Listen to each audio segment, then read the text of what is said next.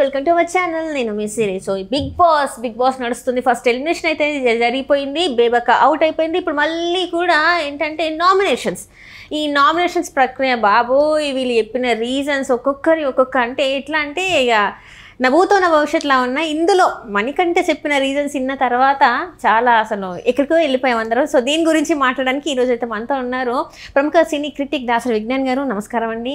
So ఇప్పుడు చూస్తే ఈ బిగ్ బాస్లో నామినేషన్స్ వచ్చిన అంటే ఇన్ని సీజన్స్ నామినేషన్స్ నేను చూశాను, ఫాలో అవుతూ వస్తున్నాను. ఈ 8th సీజన్లో ఈ కంటెస్టెంట్స్ ఏందో, వీళ్ళ గొడవలు ఏందో, ఈ లడ్డూలలో ఈ గొడవలు ఏంటో నాకు అర్థం కావట్లేదు. నామినేషన్లో శేఖర్ భాష మీద తను చెప్పిన ఏంటంటే నువ్వు నాకు లడ్డు ఇవ్వలేదు కాబట్టి నేను నిన్ను నామినేషన్ చేస్తున్నా. ఏంటిది ఈ లడ్డుల పంచాయతీ ఏంటంటారు? లడ్డు పంచాయతీ దగ్గరకు వద్దాం. మిగతా అన్ని నామినేషన్లు బాగానే ఉన్నాయి. ఆదిత్య ఓము నేను నా ఫ్యామిలీకి వదిలేసి ఇక్కడికి వచ్చా అన్నాడు. అందరు కూడా ఫ్యామిలీ వదిలేసి వచ్చారు. వాళ్ళందరూ నేను చుట్టాలని తీసుకొని రావాలి బిగ్ బాస్ హౌస్ కి. అదేంటో మరి ఆయన ఒక టైప్ ఆఫ్ ఫోబియాలో ఉన్నాడు. ఇప్పుడు ఆయన గురించి మళ్ళీ మాట్లాడుకుంటే, నేను వ్యాపారంలో ఫెయిల్ అయ్యాను, సినిమాలో ఫెయిల్ అయ్యాను, డైరెక్షన్లో ఫెయిల్ అయ్యాను అన్నావు. సరే, అన్నిట్లోనూ ఫెయిల్ అయ్యావు, బాగానే ఉంది. బిగ్ బాస్ హౌస్కి వచ్చి 10 రోజులు అయింది కదా, 10 రోజుల్లో ఒక్కరోజు కూడా సక్సెస్ అవ్వలేదే. ఇప్పుడు ఫాల్ట్ నీదా బిగ్ బాస్ దా? అంటే తను ఏమంటున్నాడు అంటే అనవసరమైన వాటికి కాకుండా నేను అన్ని పనులు చేస్తున్నాను, అందరికి హెల్ప్ చేస్తున్నాను, ప్రతి ఒక్కరితో నేను కరెక్టే ఉన్నాను అంటున్నాడు. తను అన్నాడు కరెక్ట్. నీకు నా పాయింట్ అర్థం కాల. నేను వ్యాపారంలో నష్టపోయాను, సినిమాల్లో నష్టపోయాను, అన్నిట్లోనూ నష్టపోయాను, జీవితం అంతా నష్టపోయా, అన్ని ఫెయిల్యూర్స్ చూసా. బిగ్ బాస్కి వచ్చి 10 రోజులు అయింది. 10 రోజుల్లో నువ్వు ఒక్కరోజు కూడా సక్సెస్ అవ్వాల. మన రేటింగ్ ప్రకారం ఒక్కరోజు కూడా నువ్వు సక్సెస్ అవ్వాలా. నీకంటూ ఒక రోజు బిగ్ బాస్ లో ఒక్కరోజు కూడా లేదు. అందరి గురించి మాట్లాడుతున్నాం కానీ ఆదిత్య గురించి మాట్లాడుకోవట్లేదు. సో 10 రోజులు అయింది నీకు బిగ్ బాస్ మనం ఇచ్చి. ఫస్ట్ వారానికి 3 లక్షల రెమ్యునరేషన్, ఇప్పుడు 2వ వారం మళ్ళీ కంటిన్యూ అవుతుంది.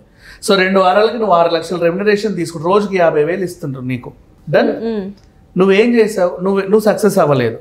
Okay, 10 days. ఇప్పుడు ఫాల్ట్ నీదా బిగ్ బాస్ దా? తనదే, ఆబ్వియస్లీ తనదే. సో నీ దగ్గర ఫాల్ట్ ఉందన్న విషయం నువ్వు బిగ్ బాస్ కి వస్తే గానీ నీకు కూడా ఇంకా అర్థం అవ్వాలా, మాకు అర్థమైంది. సో నీ గత బిజినెస్ కూడా డెవలప్ అవ్వలేదు అంటే ఫాల్ట్ నీ దగ్గరే ఉంది. నీ సినిమాలు హిట్ అవ్వలేదు అంటే ఫాల్ట్ నీ దగ్గరే ఉంది. నీ స్క్రిప్ట్లు సరిగ్గా ఎలగబెట్టలేదు అన్న ఫాల్ట్ నీ దగ్గరే ఉంది. ఎందుకు అంటే నువ్వే తీర్చిదిద్దుకోవాలి, మాకు తెలియదు, మేము చెప్పలేం. Because that is your script, because that is your business. కాకపోతే ఈ 10 రోజుల్లో మనం చూసిన దానికి ఎందుకు జడ్జ్ చేస్తున్నాము అంటే, నువ్వు ఏదైతే అంటే ఎందుకు సక్సెస్ అవ్వలేదు అనేది, ఈ 10 రోజులు బిగ్ బాస్ ఎందుకు సక్సెస్ అవ్వలేదు అంటే 10 రోజుకు నేను చెప్తా. ఫస్ట్ డే నుంచి 10 days వరకు నేను ప్రతి 10 points చెప్తా. ఆ ఒక్క పాయింట్ అన్ని పాయింట్ వ్యాలిడ్. నువ్వు అంటే నేను శేఖర్ భాష ఎవరు నామినేట్ చేసినా తీసుకోలేకపోతే, నన్ను ఎవరు నామినేట్ చేసి నాకు చాలా బాధ వేస్తుంది, నాకు అలా ఉంది ఇలా ఉంది అంటున్నావు. పోనీ ఎవరిని ఎలగబెట్టరా అంటే ఏమి ఎలగబెట్టలా. నాగార్జున గారే బాబు ఫస్ట్ వీక్ నీకు అనవసరంగా 3 లక్షలు ఇచ్చాము, కనీసం ఓ 3 నిమిషాలు నాకు కనబడరా అని చెప్పాడు. హి అన్నావు. ఇది జరిగింది. So he is unfit to the house. కాకపోతే ఈయనకి ఓట్లు ఎక్కువ పడ్డాయి. నామినేషన్లో ఉన్నాడు కానీ టాప్ 4లో ఉన్నాడు. టాప్లో నిఖిల్ ఉన్నాడు. నిఖిల్ని నాగార్జున గారు అడ్రస్ చేయాలి. లాస్ట్ టైం నాగార్జున గారు మిస్ అయిన పాయింట్స్ బోల్డ్ ఉన్నాయి. నిఖిల్ సంచాలక ఫెయిల్ అయ్యాడు, ఆ విషయాన్ని చెప్పలా. నెక్స్ట్ మన సీతక్క ఏమనిందంటే, ఈ కన్నడోళ్ళని తీసుకొచ్చారేంటి బిగ్ బాస్, అది కూడా చూపెట్టలేదు. నాగార్జున గారు చెప్పాలి కదా. కాకపోతే ఒక విజువల్ మనకు చూస్తే ఒక వీడియో ప్లే చేశారు. ఏంటంటే అందరు ఇంగ్లీష్ లో మాట్లాడిన వీడియోని అయితే ప్లే చేయడం జరిగింది. ఇది తెలుగు బిగ్ బాస్, తెలుగులోనే మాట్లాడాలి, కానీ ఇక్కడ అంతా కూడా ఇంగ్లీష్ లోనే మాట్లాడుతున్నారు. వాట్ ఇస్ దిస్ అని చెప్పి దానికోసం మనీని కూడా ప్రైజ్ మనీ కొంత మనీని కట్ చేశారు.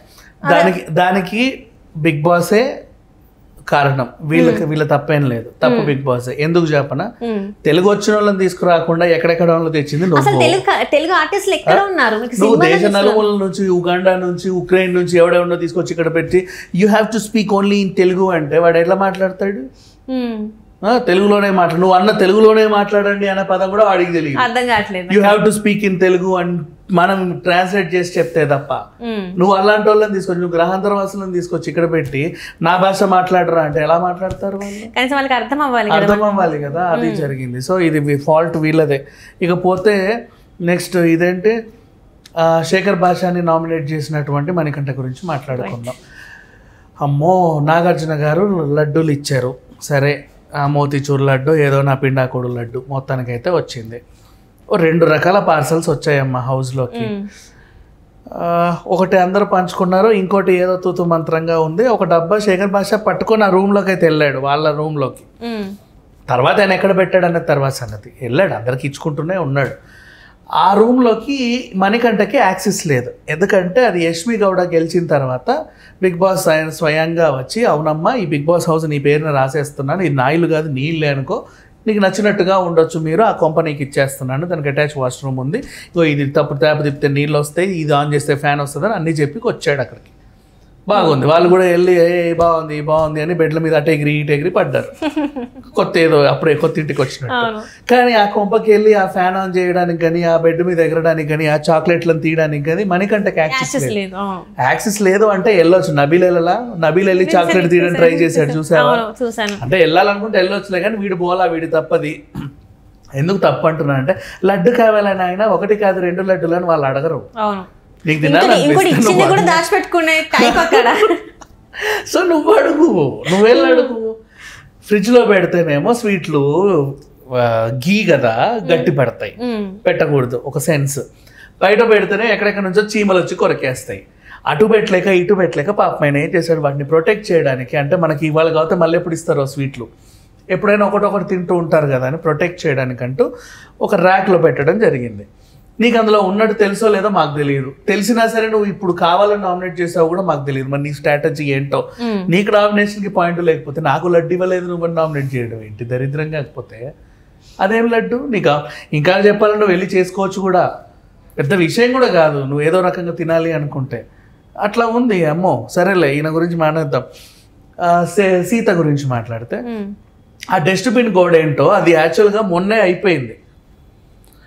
నువ్వు కావాలని సాటర్డే ల్యాక్ చేసావు, సండే ల్యాక్ చేసావు, మండే నామినేషన్ దాకా తెచ్చావు. ఎందుకు అంటే నామినేషన్ నీకు పాయింట్ లేకపోతే పోయిన వారం నుంచి ఒకటే పాయింట్ పట్టుకొని వస్తావా?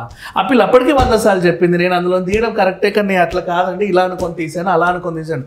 ఎంతసేపు తిప్పి అంటే ఏంటి, నువ్వు బాత్రూంలో కూర్చొని తింటావా, నువ్వు అట్లా చేస్తావా, కింద పడింది నాకుతావా, ఉమ్మింది తిరిగి నాకుతావా, ఇలాంటి డైలాగులన్నీ వేస్తుంది.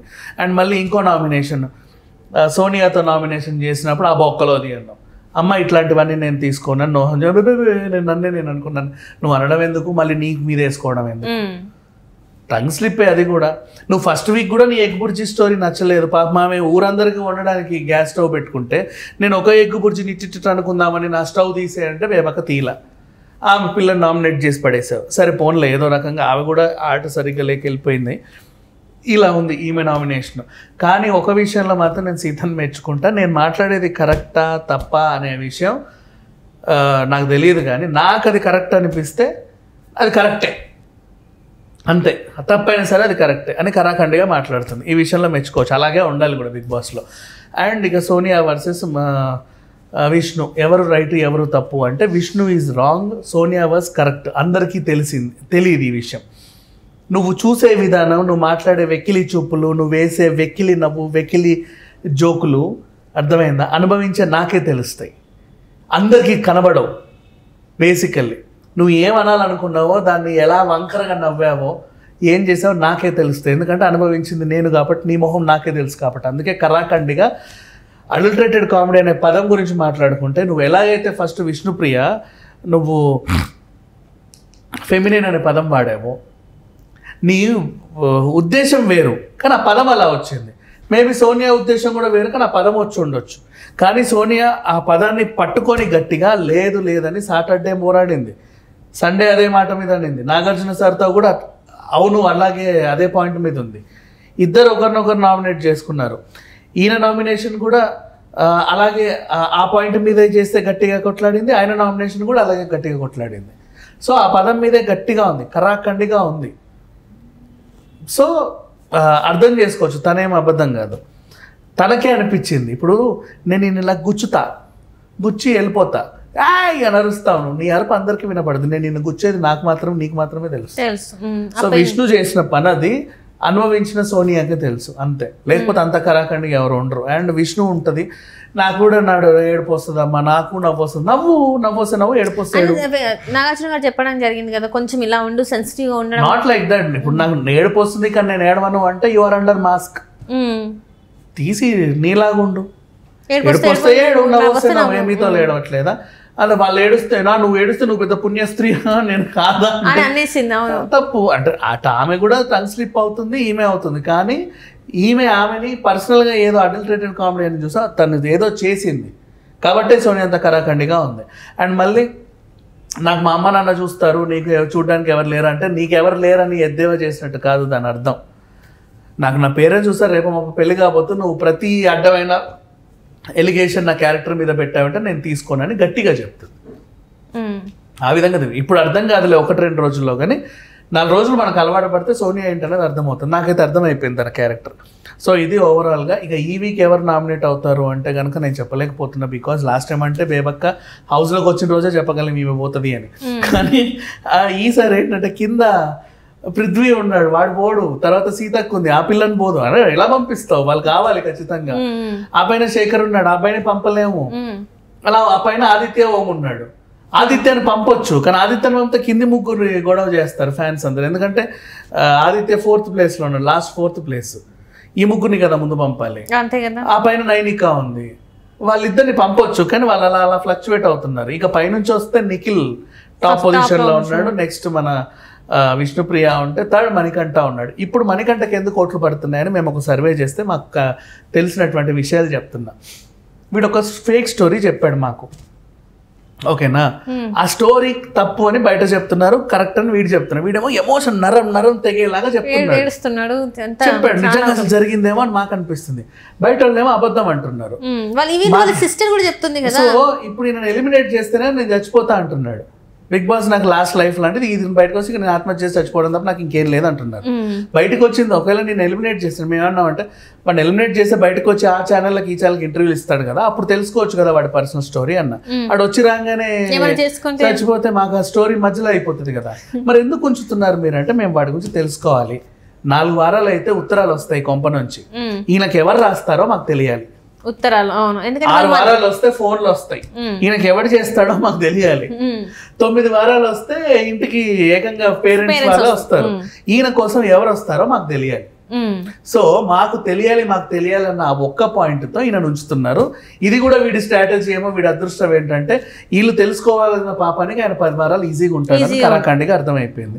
సో ఇది జరిగింది. మణికంఠ కోట్లు పడేది ఎందుకంట, వాళ్ళకి ఆ కథ తెలియాలంటే వీడు సగం చెప్పాడు వదిలేసాడు గాలికి, అది నిజమా కాదా, ఎట్లా ఏంటి అసలు అలా ఎలా జరుగుద్ది, ఇన్ని విధ్వంసాలు ఒకేసారి అని వీళ్ళకి తెలియాలి. అండ్ ఇందులో ఇంకా కొంతమంది అయితే నబీల్ ఇంకా అబ్బాయి వీళ్ళు అసలు ఇంకా ఏం వాళ్ళ అబ్బాయి ప్రాబ్లం ఏంటంటే నేను చెప్పడమే రావడమే మన దీని నుంచి కదా వచ్చింది, ఏది అన్నపూర్ణ ట్యాగ్ తగిలించుకొని అక్కినే నాగేశ్వరరావు గారి పేరు చెప్పుకొని వచ్చాడు.